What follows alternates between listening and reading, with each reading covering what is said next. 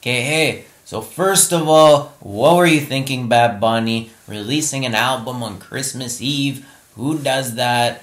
I don't know really many that do that. The name's Bad Bunny, not Bad Santa. You can't just try to come on one of the busiest days of people's year and hope they care about your new album. But that aside, I want to say that the album's good, but what's this title, this X100 Free? Nobody knows what that means. It's just a confusing jumble of words that makes it hard to Google, and he really messed up on that. But, okay, I'll say it again. The album's good. He's made something new here with some sounds you won't hear anywhere. It really stands out. He had some producers that are really good on this, like Marco Massis, who worked on a lot of albums, especially these Latin pop albums, I think. If you haven't heard of Bad Bunny, he was on that #1 song, I Like It, with Cardi B in it. This album has like this 100% rating on this Trackwave with 9 big critics who all like it. The Washington Post has said that he released the best album of 2019 before the year even started.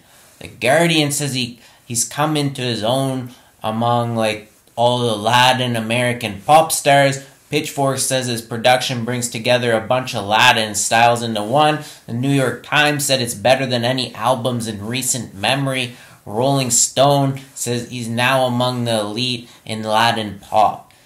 They all like it, but they say he put it out at a bad time around Christmas. He kind of gambled by doing this, hoping people would see it, but instead it hurt his chances of having a #1 album on the charts, and he didn't even make the top 10.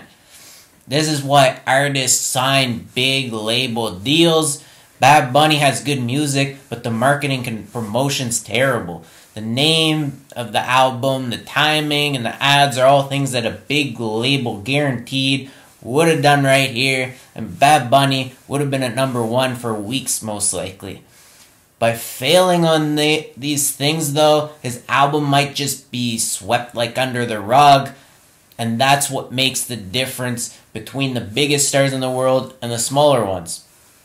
For example, Drake, who had the #1 most listened to album of the year, was all over Spotify, so much that people were complaining about him. So it was impossible not to know about the album.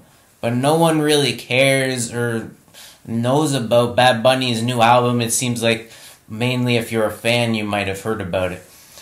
But it was about time he released an album with all the tracks he's put out there already. But it was a huge surprise since he just kept putting out tracks. He didn't really need to put out this album.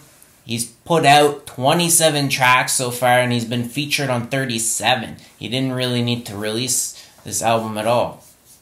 He follows some of the same things with his album as with the tracks, which is the huge beat shifts.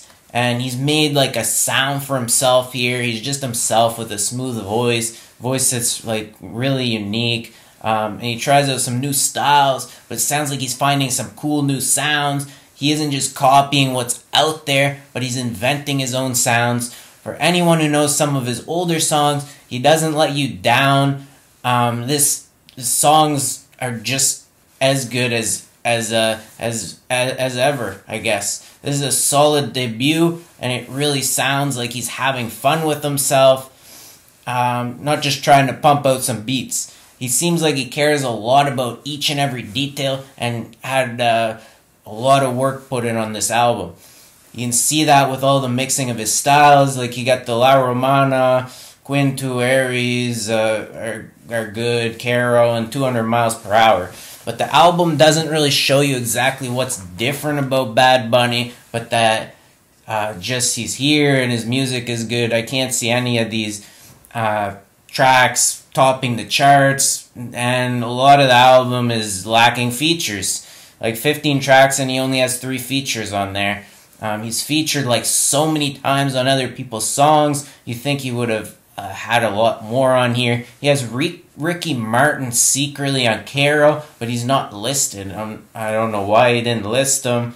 Maybe there's some other secret artists in there too. He's shown here with this album, though, that he knows how to make new songs and has a lot of potential for some bigger hits. What do you think about it? Do you like the name that he came out, this X100 Pre? Did you like it being released on Christmas Eve? Leave your comments below. Check out my other videos and subscribe.